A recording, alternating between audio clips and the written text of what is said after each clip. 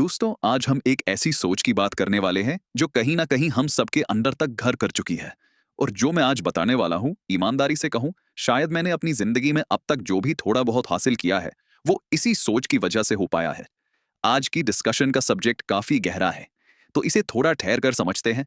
आज हम ये डिस्कस करने वाले हैं कि कैसे ज्यादातर लोग ये सोच भी नहीं पाते कि किसी सिचुएशन में अगर मान लो दो लोग इन्वॉल्व्ड हैं तो दोनों लोगों का फायदा एक साथ भी हो सकता है। मुझे याद है, बहुत साल पहले की बात है।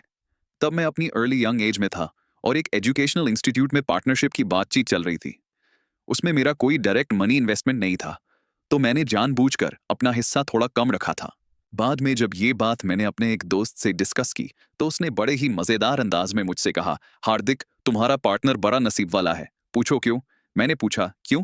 तो वो बोला, क्योंकि वो तो अपने बारे में सोच रहा है, लेकिन आजकल तुम भी उसके बारे में सोच रहे हो।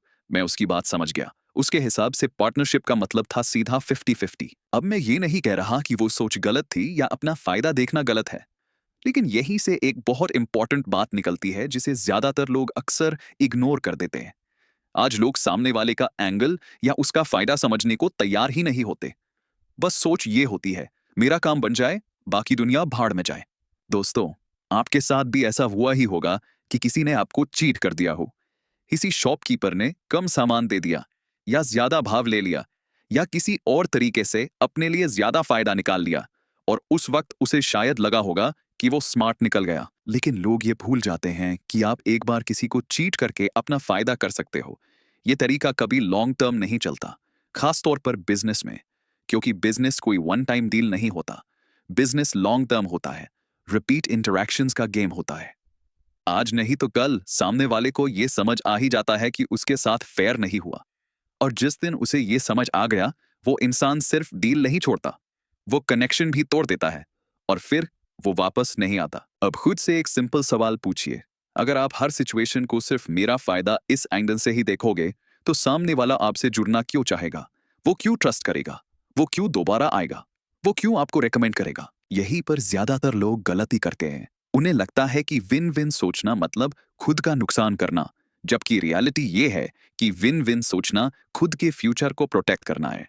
क्योंकि ट्रस्ट शॉर्ट टर्म नहीं होता, ट्रस्ट कॉम्पाउंड होता है, और डिस्ट्रस्ट भी कॉम्पाउंड होता है। एक बार रेप्यूटेशन खराब हुई तो उसे वापस बनाना किसी भी प्रॉफिट से कहीं ज्यादा महंगा पड़ता है। इसलिए समझने वाली बात यह नहीं है कि आज आपने कितना कमा लिया।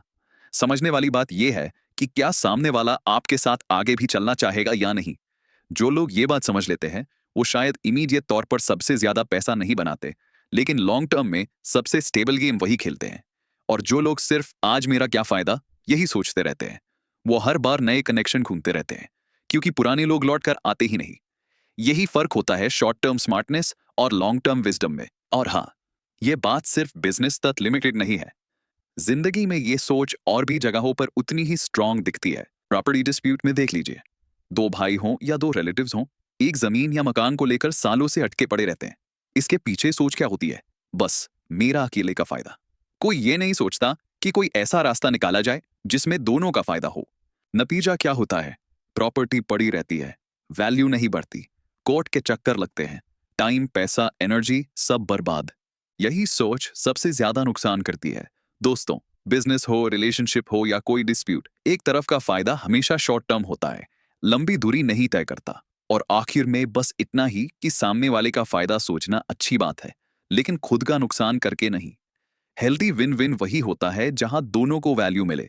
अगर किसी एक का भी नुकसान हो रहा है तो वो ग्रो नहीं करेगा, चाहे वो बिजनेस हो, रिलेशन हो या कुछ और।